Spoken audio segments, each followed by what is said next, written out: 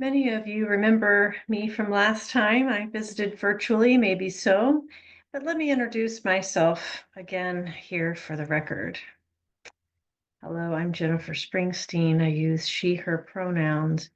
I identify as a cis female, and aside from a bunion on my left toe and a few aches in my low back, I'm currently able-bodied. Often in liberal spaces, we're becoming more aware of the intersectionality of our identities, including bodies, and the language we use to describe our experience of how we move through the world. In the first month of the new year, folks are often considering resolutions that focus on their bodies, losing weight, eating better, drinking less caffeine or alcohol, and those can be healthy things, sure. But I want to guide us into the wonderment of bodies and how we must let go of rigid thinking about our own bodies and the bodies of other people. The spring before I left Oregon, I visited Silver Falls and took a beautiful 4-hour hike that passed around and under and 11 waterfalls. And my body ached with the effort of keeping pace with the rise and fall of the landscape and the uneven pathways. The same ache created joy at the ability to go where I needed to go to see the watery magic the earth has to offer. In my ache and joy, I also became aware that this beauty is inaccessible to so many bodies. Bodies in chairs that rely on devices for mobility, bodies in pain, older bodies, and very young ones. Rabbi and poet Julia Watts Bessler named the concept the uncanny body. Uncanny bodies are those not often depicted in commercial marketing or the Netflix shows we binge. And yet they are bodies that create wonder for both observer and the one who inhabits the uncanny body. Trans and non-binary bodies, bodies in chairs, bodies using arm crutches, sightless bodies, bodies missing limbs or requiring assistance. Bessler claims certain bodies transcend worldly expectations and therefore are more like the bodies of angels. And I've been learning a bit about disability culture from the Rabbi Julia Watts Bessler. Let me share more information from her talk at the Contemporary Jewish Museum in San Francisco. Her interpretation of biblical texts has helped me re-envision bodies and how we look upon them. In her talk, Julia spoke about the biblical passage where Jacob wrestles an angel and has a lifelong limp as a result. But it isn't Jacob's disability that Julia relates to. She feels a kinship to the angel. Not in a cutesy or sweet way, though. The rabbi says the text describes the angel as uncanny, something both frightening and wondrous. It is nearly human, but otherly too. Think about seeing a body that looked different from the one you were used to seeing in a mirror or on TV. Maybe you stared. Maybe you were nervous, scared even. You were indeed awestruck looking upon that body. Did your head fill with questions? Were you scolded for staring? Perhaps the body you marveled was your own uncanny body.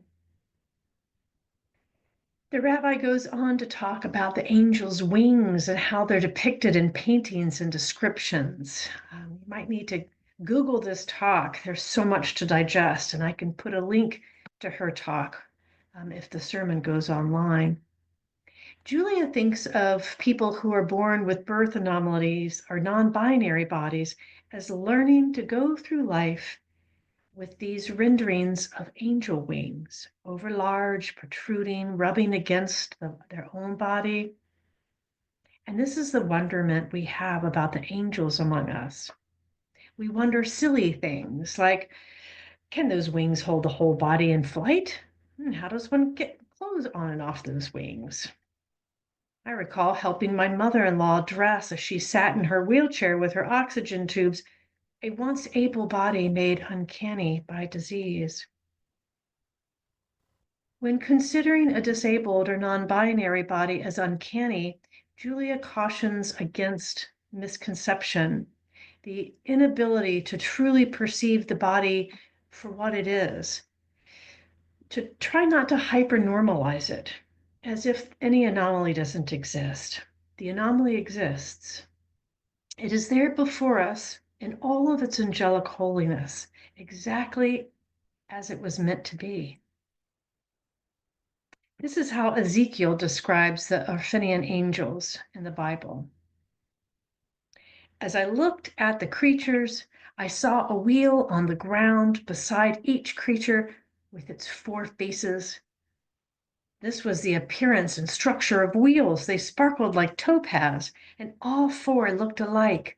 Each appeared to be made like a wheel, intersecting a wheel. And they moved. They would go in any one of the 4 directions that the creature faced. The wheels did not change direction as the creature went. Their rims were high and awesome, and all 4 rims were full of eyes all around. And then the prophet Isaiah described angel seraphs, each with 6 wings.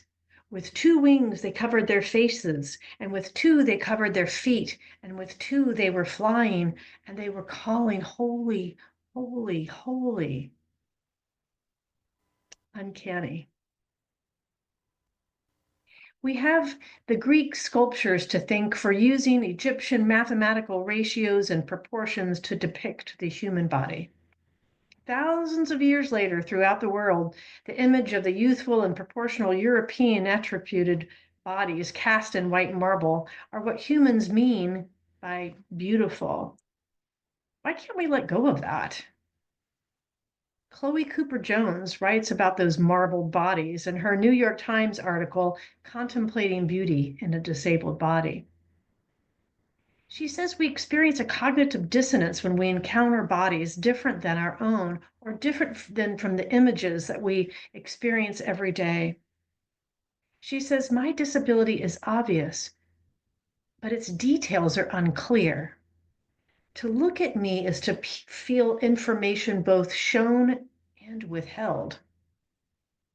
And then she says, my body does not fit into any narrative of order, proportion, and plan. And then she asks whether the existence of disabilities or bodies that don't hold a specified male female binary make God imperfect. Do we contribute to that narrative when we talk about the perfect order of the universe?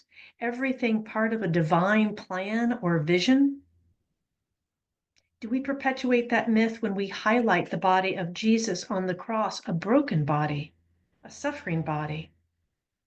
Jones says she wants the idea of beauty to be like a stone in her hand, turning it over and over, something immeasurable.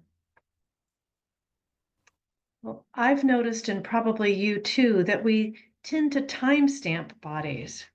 Our bodies at the height of their physical ability, or plumbed with sexuality, or sharp of wit. And we become fearful of our bodies and of others when we are ill, when we age, and we long for our bodies to become something different than what they are, or when our bodies became something different despite our greatest longings. Maybe you know that for your own body. Some examples. It's hard to see and no one around to find the large print hymnal copies. It's uncomfortable to be with people who look at you with a question in their eyes, trying to figure your age, your gender, your race, your culture. Or maybe it's driving that becomes difficult. Is it a bother to join a group at church and then have to ask for a ride? Seeing, hearing, for all of those reasons that I haven't named, it might be easier to simply fade away. Please don't fade away. Or better yet, Let's please not let one another fade away. Notice who is coming around and who isn't. With Zoom, we're participating from where we feel comfortable. And once folks got the hang of the technology, online worship and gatherings have proven quite accommodating. Our communities have shifted again, returning to being in person. And while it is great that much of life continues in multi-platform areas, I hope those among us with disabilities, those uncanny bodies, don't get regulated to online-only offerings. I don't want to hear ourselves saying, well, they can always join online, because that makes accommodating easier for us. Think of all the angels that we'd be missing. Let me read to you from a poem by Julian Jamaica Soto, who themselves moves through the world in a chair and identifies as trans. The poem is titled, Dear Trans, Non-Binary, Genderqueer, and Gender Expansive Friends and Kin. They write, you are not hard to love and respect. Your existence is a blessing. Your pronouns are not a burden or a trial. They are a part of your name, just shorter. Some of our kin use only their names where pronouns would be, the names they are called. Remember that someone getting them wrong is not a poor reflection on you. It is not your fault. Your body really, truly belongs to you, no one else. The stories of your body and the names of your body's parts, your body's privacy, is the sum of your body's glory. And this is where radical welcome arrives in my thoughts, and our own use of pronoun stickers or name tags. And this is where I hope that all this talk of pronouns and what pronouns to use, why this is important. If instead of seeing the miraculous body before me, different than mine, but exactly as it should be, if instead I try to normalize that body and liken it to my own, what reason do I have to accommodate for that body? Rather than fitting robes of welcome over those wild and scary wings, I leave the angel before me naked. And I'm not implying that non-binary bodies or elderly bodies or bodies with disability equal vulnerability. I'm not saying that. I'm saying extending welcome is seeing somebody completely and truly, not as yourself, but the whole of them. That is the wrestling match that we undertake. That is the blessing we seek. Do you believe in miracles? The husband of a dying woman asked me once. I'd come to her bedside at his request, where he sat with his Bible opened, reading aloud. I hesitated for a moment, looking at his wife in the bed. She wasn't very old, but she'd taken a hard fall as a result of over-drinking, and her brain would not be recoverable. I knew what miracle he hoped for, and I felt certain it wouldn't be forthcoming. Still, I said more quickly than I had intended, yes, I do. And he said, me too. When I reached for his hand, we both understood that the miracles we believed in had less to do with healing bodies and more to do with something else, something more to do with what exists beyond bodies. We love one another through our bodies and beyond our bodies. We are connected with the mysteries of this world, with holiness, with God, through and beyond our bodies. Let me end with a memory. They come flooding back to me as I've returned to Virginia after 25 years in the Pacific Northwest. It is a story of my body when I was young and it was at its most able, although I wouldn't have thought about it that way then.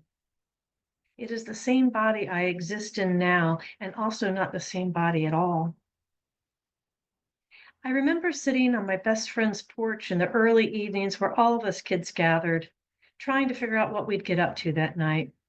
In summers, we'd hunt for water, either a quarry or someplace on the Rappahannock River.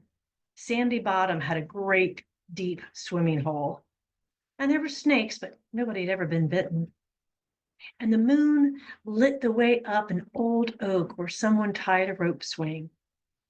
The rest of us took turns shimmying up through the branches and out on the large overhanging limb, all the while holding the big knot anchoring the end of the rope. We'd cast our young bodies into the air, let go the rope, and feel only lightness. The air lifting the damp from our temples, our breath caught in our chests, anticipating the chilly, wet river, grabbing hold of our feet, our shoulders, our head, shaking every piece of us as if to say, this is good. For God's sakes, remember this. I do remember.